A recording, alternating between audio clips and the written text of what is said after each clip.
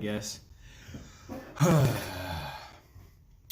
right, let's let's kick this bad boy off. Howdy there, true believers. Welcome back to New World Nerds. I'm Superman Nico, and in this live stream, we're gonna be talking The Mandalorian, Season 2, Episode 2, Chapter 10, The Passenger. I know there's a couple ways they don't go by Episode 1, Episode 2. They just say chapters, so it sounds a little weird. Let's get down to it. This episode starts off right where the last one ended. So let me know what you guys think about the episode before I get into it. Just so you guys know, spoiler alert everywhere, every which way. No way this isn't going to be spoiled for you. Definitely go check out that. If you haven't watched the episode already, go log on to Disney Plus. Give Disney all your money because they just make such good things. You know, they have all of our monies already. They got us when we were young, so that's the trick. So I'm just going to go ahead and slurp my coffee just like Baby Yoda slurping his bone broth.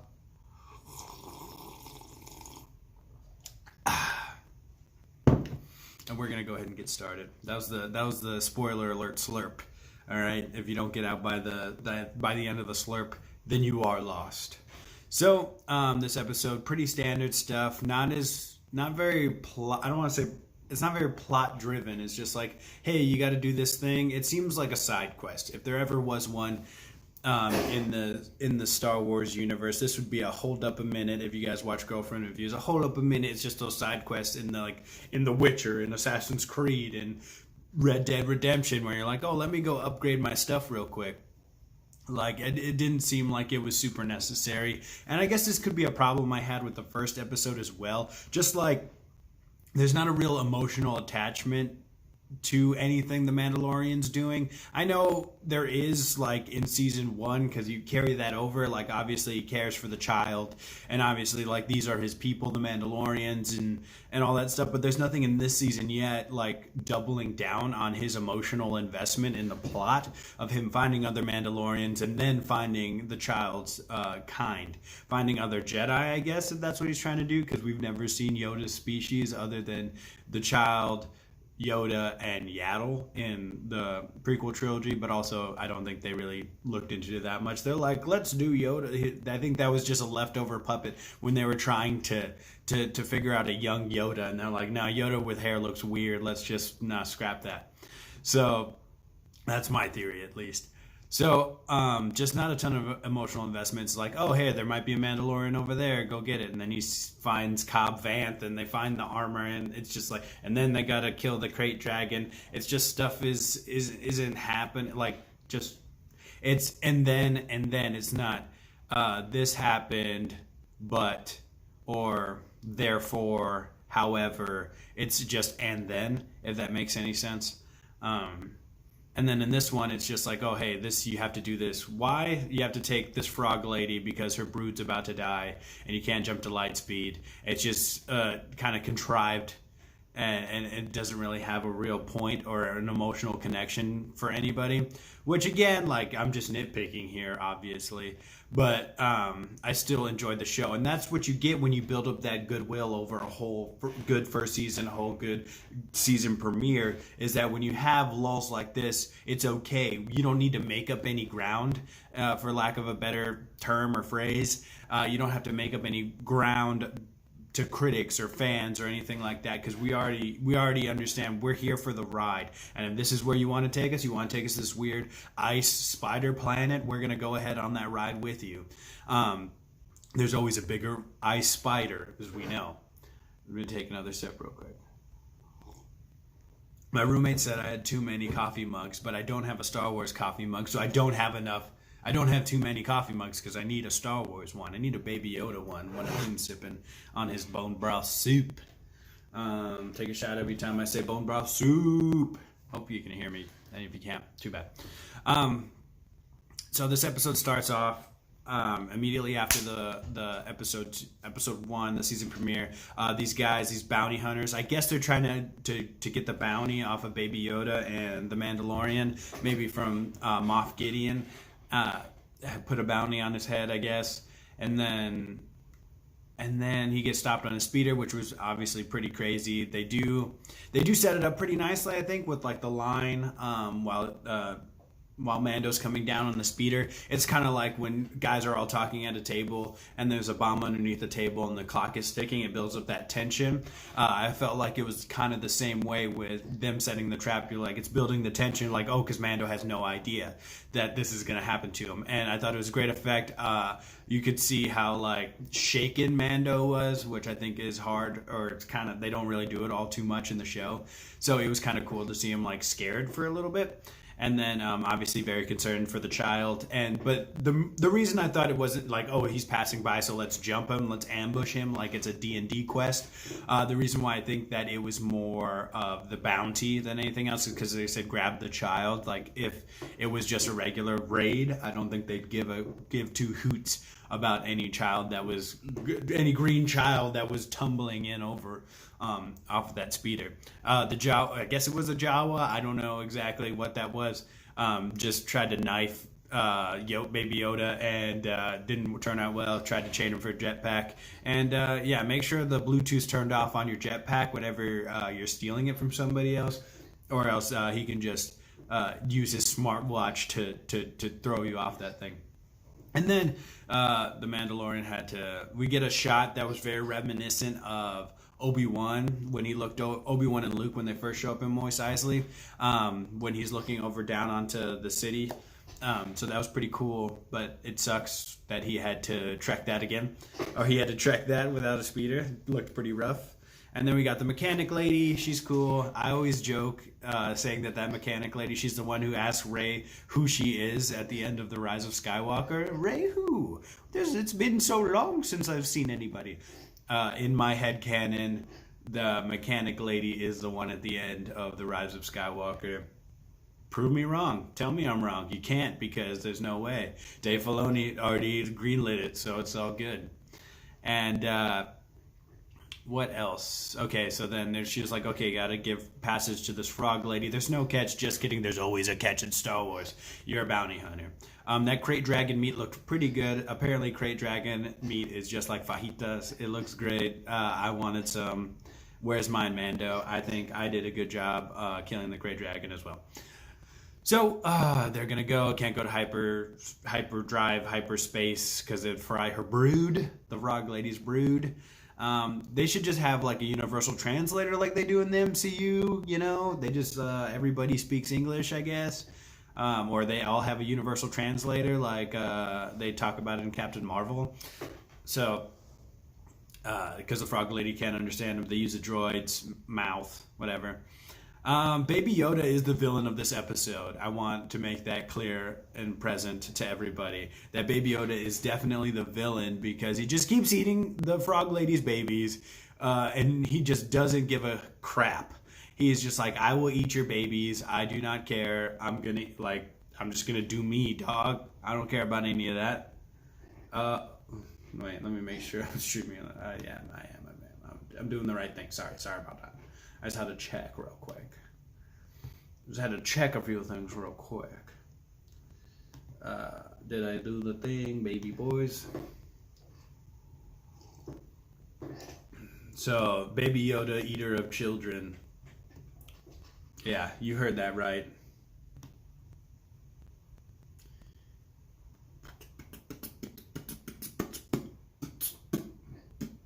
Sorry, I don't know why I did that. Yes, so that all happened. All that goodness happened. So he got picked up by a couple of rogue squadrons, a couple of X-Wings. We got Dave Filoni in one of the X-Wings, which is pretty cool. Other guy, don't know who that is. Might as well be Porkin's grandson. No, it would have been his brother, because it's still only 5 years removed from Return of the Jedi. So that would be 8 years later from Porkins dying at the trench run. So, and then I think this episode goes out of its way to prove that they're not the Empire anymore. Because the karma came back around. That just shows you why doing the right thing matters so much. The reason that I say that is because they're getting ambushed by all these giant white spiders, and those X-Wing fighters run his tabs and find out that in episode 6, I think, of last year, when they did the heist or the prison break with Bill Burr and the Twi'leks, he captured those 3, and he also didn't kill Lieutenant Davin, who's also the voice of Anakin in the Clone Wars series. That showed like, oh, Davin's like, no, that guy's a good guy, don't even worry about him.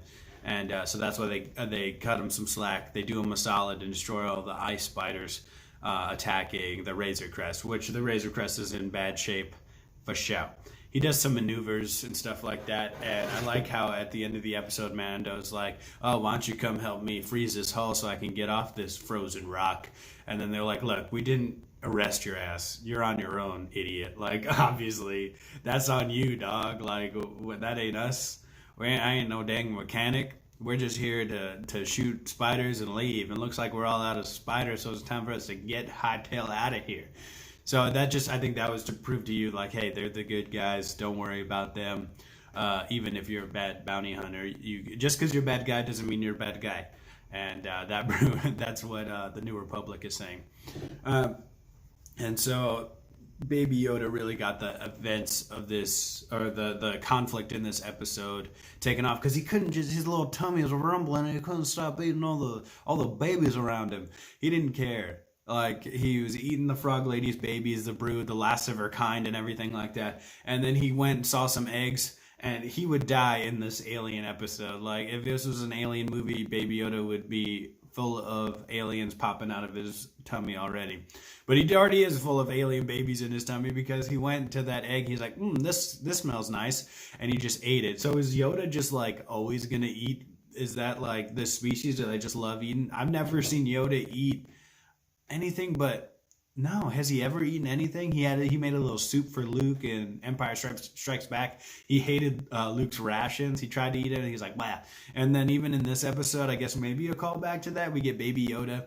He sniffs, or he like looks down at the rations that he's given, and just looks up at the frog lady's babies. Like, that's the most delicious treat. They look like, I don't know, like snowballs, like a snack cake to him. And he just doesn't give a fuck. He'll eat anything. He'll eat anybody's babies. It's crazy. And I felt so much for this frog lady, because there's so many parallels to like her being like a refugee and stuff like that. And it just made me so sad that like how many people like sacrifice in real life, to just save, like, to give a future to their kids. And I was just like, well, that's rough. That's heavy. And and then Baby Yoda, they were playing it for laughs, which I wasn't sure about. Like, come on, that's still like, I understand she's a weird frog lady, but like, that's the last of her kind. Like, chill, Baby Yoda, chill with that stuff. She tried to take a little hot sauna bath, which I don't think was don't do that. Come on, man. Like, I understand you're cold, but we got stuff to do. There's crazy ice spiders out there. And there's a moment when there's a bunch of, obviously when Baby Yoda eats one of the eggs, all the other eggs start hatching. I don't know. Is there emotion? Do they feel it when one of their brethren gets eaten? Are they all like interconnected? They like a hive mind. But as soon as bigger spiders come out, and then the big mama ice spider comes out, I was like, there's always a bigger spider. Called back to Qui-Gon Jinn and the Phantom Menace. The most underrated Star Wars movie. Why? Because it's the most hated one, and it's just okay. It is an okay movie. Leave it alone. Darth Maul is badass. There's some badassery in the Phantom Menace, but that's a story for a different time. What else were we talking about? I like the effect about how when the ice spiders were like spitting stuff out, it would like be this glossy ice like web kind of. It wasn't just like just a web, or it wasn't just ice. It was like it was an icy web, which I thought was really cool. What else? I like how a flamethrower was used a lot in this episode. I think that the Mandalorian has used a flamethrower in every episode so far, which is very cool. It's great at killing ice spiders, apparently, so that's good. But when he first got rid of the mama spider, and then all of them were like going into the Razor Crest, definitely had a little like creepy feeling. I was like, oh no, please stop! I don't like all these ice spiders. But it was really cool to see. And then they messed with you, and I love the way they messed with you. I love scores in movies, shows, everything, because the score tells you how to feel, basically. So the score was telling you like it was going to be this triumphant, like get out of there just in the nick of time kind of thing, because the theme started playing, like the Mandalorian's theme started playing, and the ship started to lift up. I know this is a completely different show, but another thing that reminded me of this was the time in Arrow season 3, I think, when Oliver Queen was fighting Ra's al Ghul and Nanda Parbat.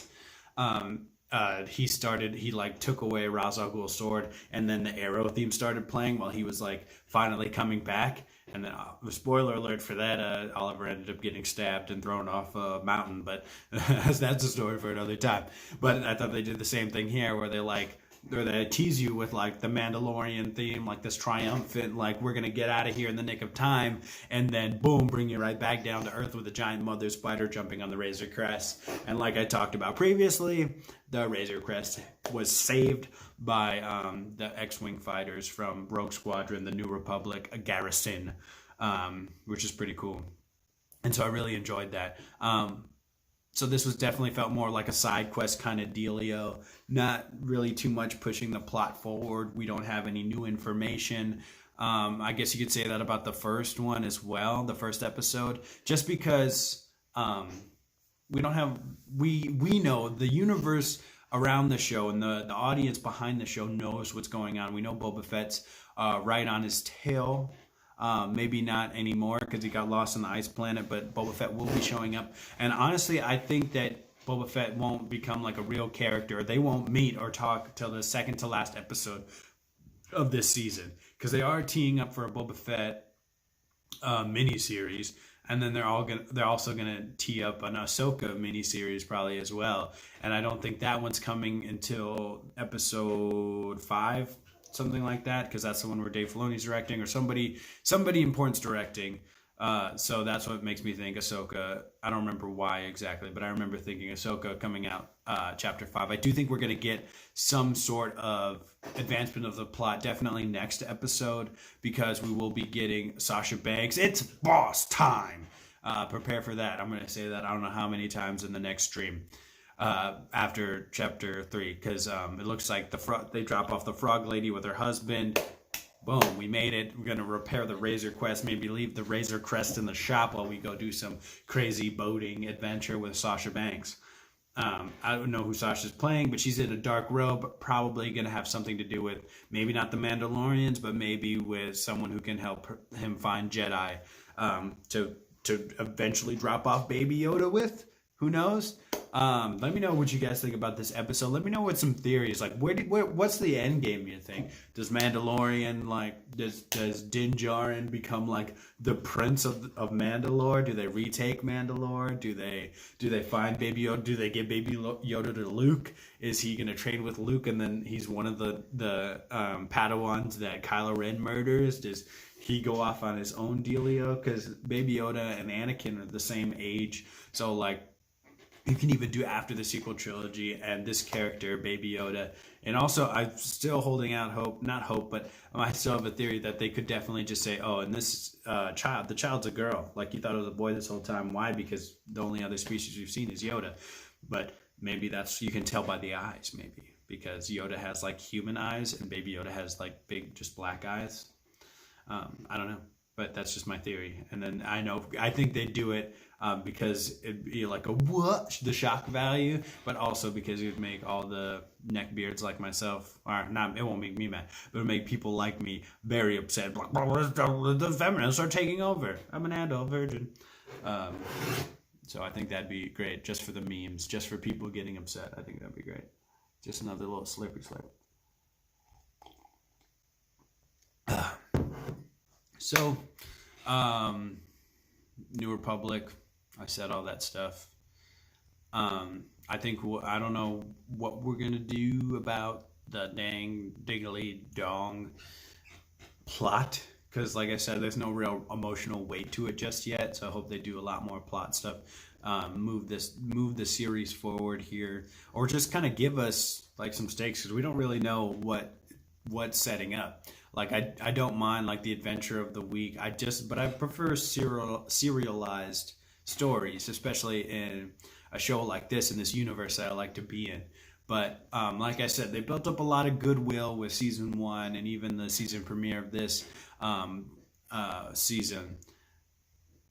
Just like, so whenever we get these episodes where it's very self-contained or not as big of a scale, it's okay because we know something good is going to happen in the next one, because they don't really miss.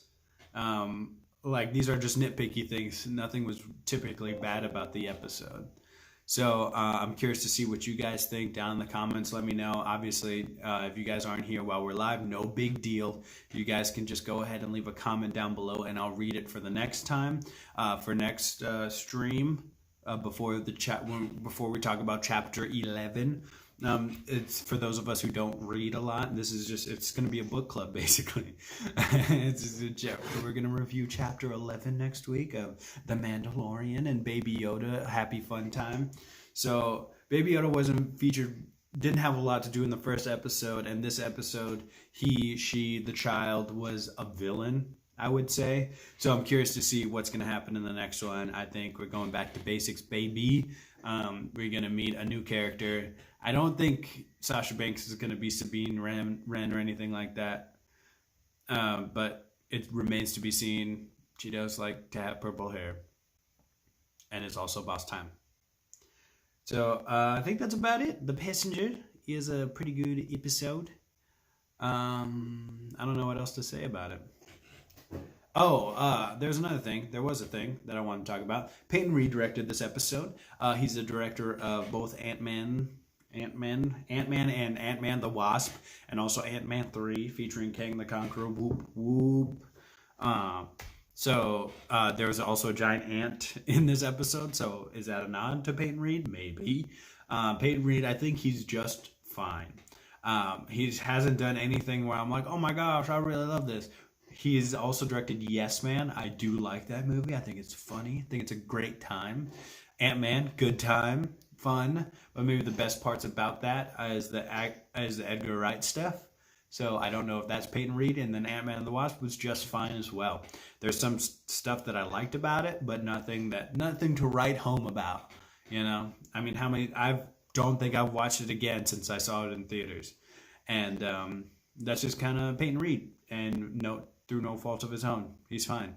He's just fine. I'd rather, I don't know about that. I was like, I'd rather him be fine than just totally bomb. Because some of the times when they totally bomb, it's really awesome and really fun. Because you can just nitpick it and all the memes are glorious. So, yeah. I think that's going to do it for us. Hopefully some of you guys watch this after we go live. Want to thank you guys so much for tuning in. Very much appreciate you all. And if there's a better time for you guys, let me know. I'm going to watch football today, and I didn't want to really wait any longer to talk about The Mandalorian because I really had a good time with it. But it looks like morning streams maybe aren't it. Not it for us, and that's okay. Then we'll just go live on Friday nights. Maybe catch some people who are just looking for a free way to watch the episode, and then we're going to get them. We're going to make them subscribe just like Rick and Morty. You guys, thank you so much. Take care. We'll have a new video coming out probably on Wednesday. What is it going to be? I have no idea just yet. Could be a gameplay. Could be a news thing.